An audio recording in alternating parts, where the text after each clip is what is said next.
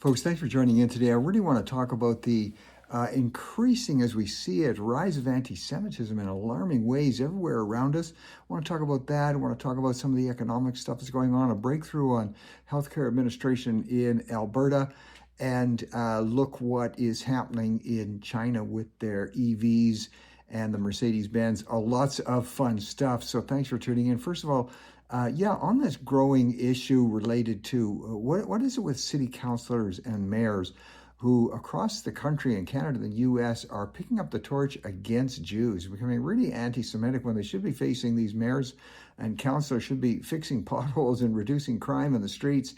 And it's almost gone crazy in some areas. And you know what? Voters just have to stand up and push back against it.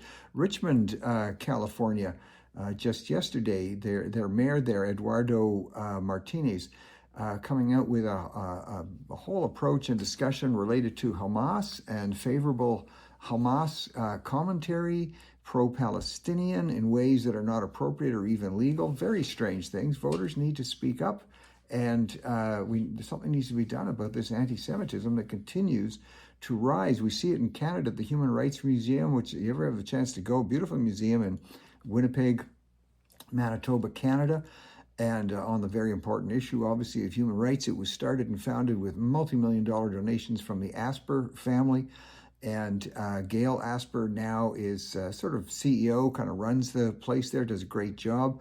And there are exhibits there now which are so inappropriately unbalanced on the Palestine issue, on the Hamas issue. And the Asper, she has said on behalf of the Asper family, which is the largest philanthropic group supporting the museum, that they don't know if they can go on supporting this. Also, where are the politicians? Politicians need to grow a spine, as we say, and start speaking up on this, please. And anyway, we'll see what will happen. Mercedes-Benz in the U.S. being threatened, maybe being shut down, no more imports. And because it's now determined that about 10 to 15% of the parts that are inside their Mercedes-Benz luxury cars are provided by China.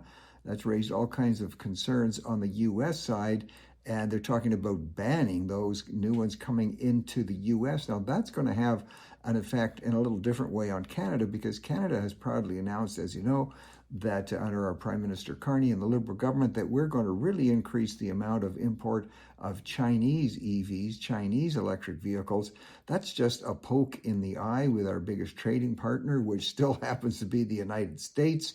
And so let's see where that whole issue continues to go. Well, another night of both Iran and the U.S. side holding off on bombing each other and sending the missiles. And we'll see if that's going to mean something concrete. As you know, and as we've said before, the Iranian regime, the Ayatollahs, these folks are not rational. They are psychopathic. They want to destroy entire races of people, including those of us in Canada and the United States. They were developing nuclear capacity to do that. And it's very interesting that the rest of the world, or much of the rest of the world, does not seem to want to do anything about it other than the U.S. and a growing number of other allies. Anyway, markets are still jittery. We're going to see if Iran is going to back down now in light of the fact that they've virtually been destroyed on every front. They can't continue economically, but they are pushing the U.S. Let's see what happens. Well, the other, we try to escape to things like sports to relieve our minds of the ongoing issues of the day. And on ESPN, they continue to be allowing political commentary intertwined with so-called sports commentating. If you follow ESPN, you'll know who Monica McNutt is. Fairly credible broadcaster in her own right on sports, but increasingly getting political, doing really insane attacks on Caitlin Clark. As we've talked about before, Caitlin Clark is the star of the women's NBA. Absolute, anywhere her team goes, the Indiana Fever, they get huge crowds because people want to see Caitlin Clark. And of course, she gets viciously attacked, mainly by the black players, like physically attacked, scratches to the eye, punches to the throat, all kinds of things. People trying to take her out.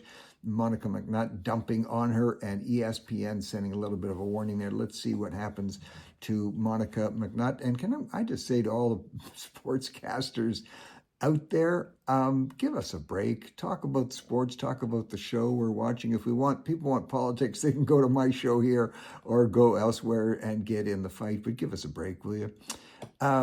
It's just, causing unnecessary wrinkles. Talk about wrinkles. Let me just throw this in as a story out of the Wall Street Journal. Anina Dick is the journalist there, and she's talking about strategic wrinkles.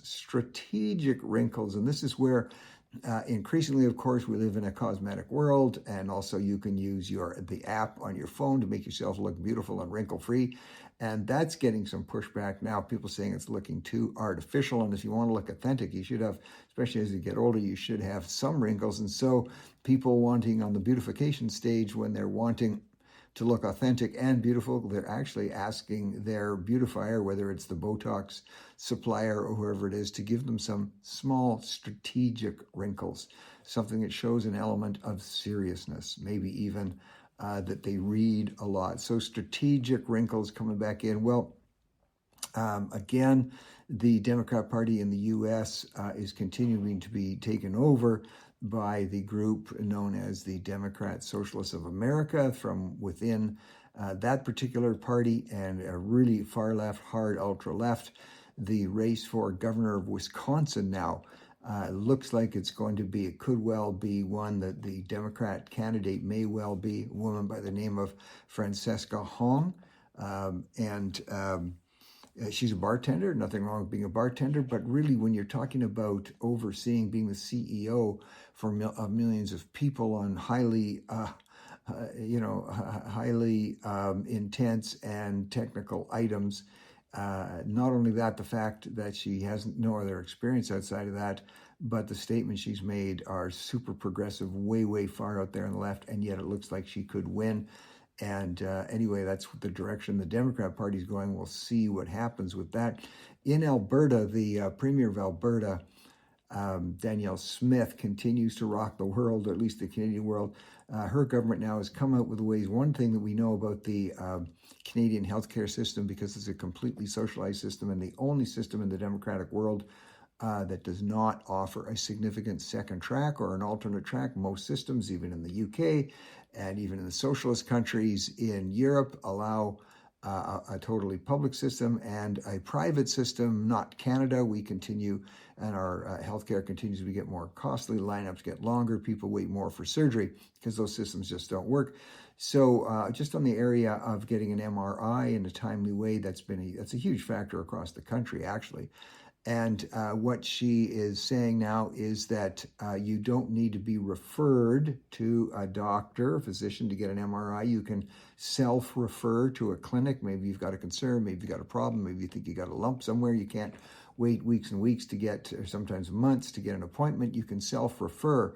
And that's going to be allowing two tracks that you can use to get an MRI. Now, what they are saying very clearly in Alberta is, first of all, MRIs has to be universally available. They have to continue to be free to those who want them free. And physician-referred people get first crack at it. But once a physician has used up their lineup of people who have been referred by other physicians, they can make their MRI available on a paid basis. So the guarantee has to be it's still free, it's still accessible, and you have to show that lineups and wait times are going to decrease, even though you're allowing other people to step up, but they can only step up after the demand has been met on the public side. I'm predicting this. Watch for lineups to decrease. Watch for more people being able to get better care because they're going to get MRI access faster. And watch for the media and socialists to go completely unhinged berserk. They're going to go crazy on this. Even though it works, it's going to work to provide quicker health care, free for those who can't afford it, in a more timely way.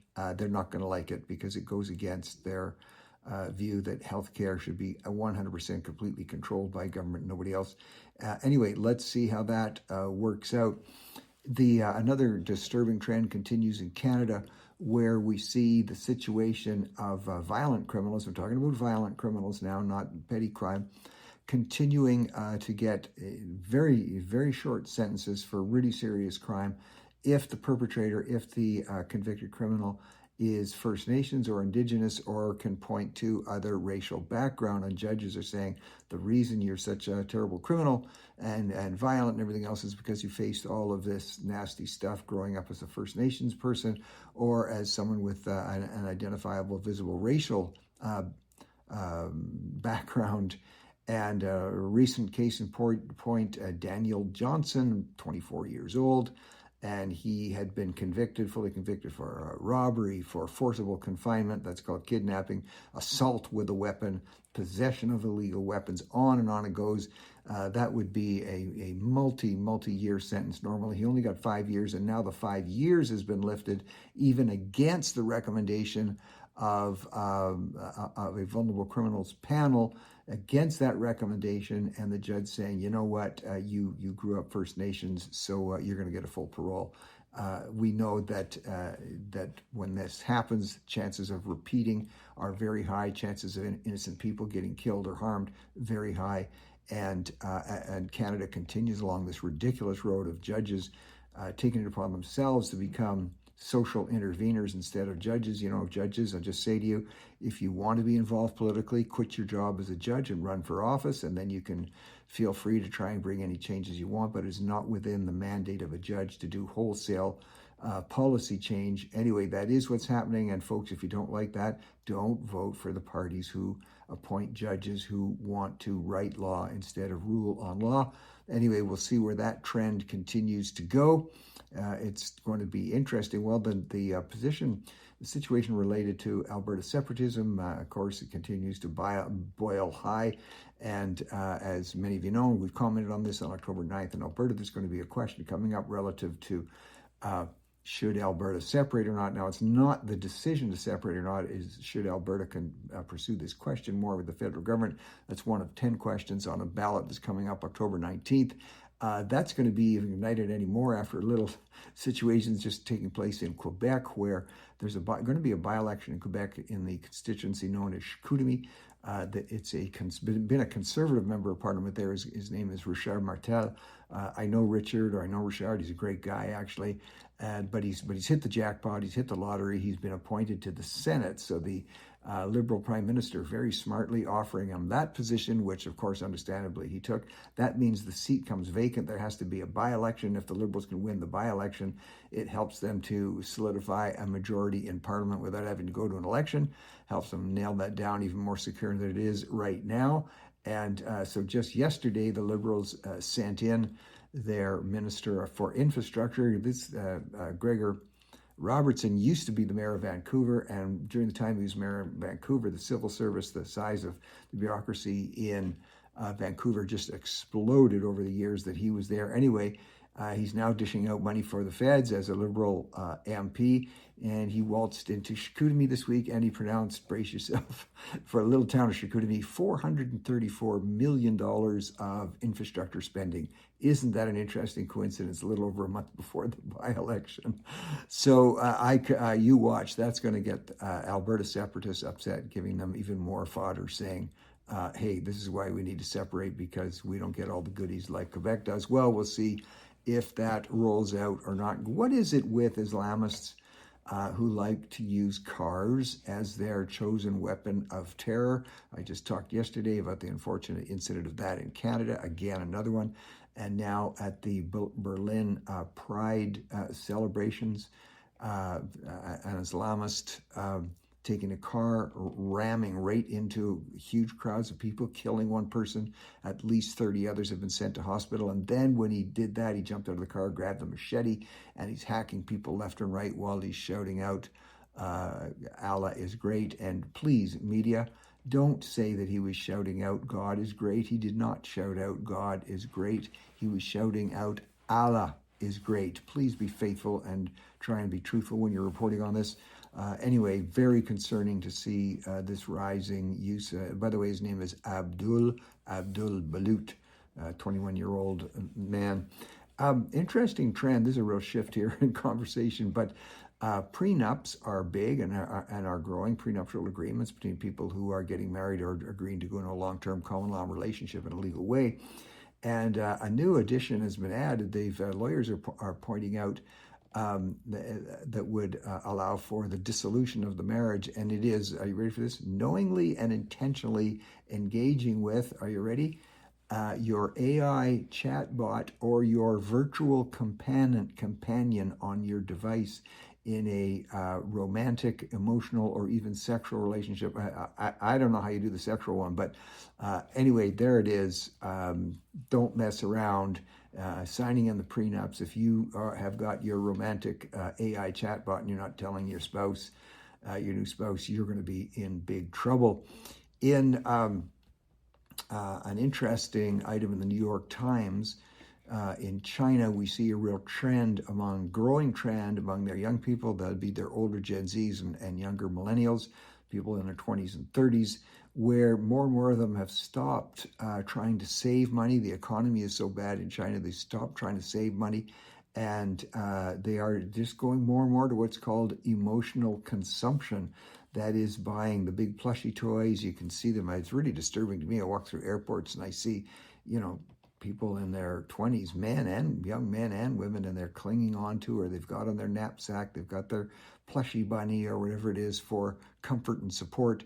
But they're giving up on buying a home or buying something substantial, and they're going to emotional consumption. That's also happening in North America to a degree, in Canada. And you know what? Tell your kids, save money. You can get there. I did a whole story on this yesterday. It is possible. Anyway, emotional consumption becoming an increasing part of the spending of Gen Zs and millennials. Also a trend. The issue of diversity is something which churches were being, for years, encouraged to be talking about more, and still being criticized that churches, largely evangelical denominations, not talking enough about the importance of diversity. And then when the people that were doing this particular study looked a little closer, they found out evangelical churches are amazingly diverse, with the more and more immigrants coming into the country, and more and more people who already hear of a different persuasion, but hearing the gospel message, hearing about the love of Jesus, they're joining churches. They are becoming diverse without having to preach and teach about it. They're just doing it naturally, recognizing that God loves all people. Folks, thanks for tuning in. Have a great day.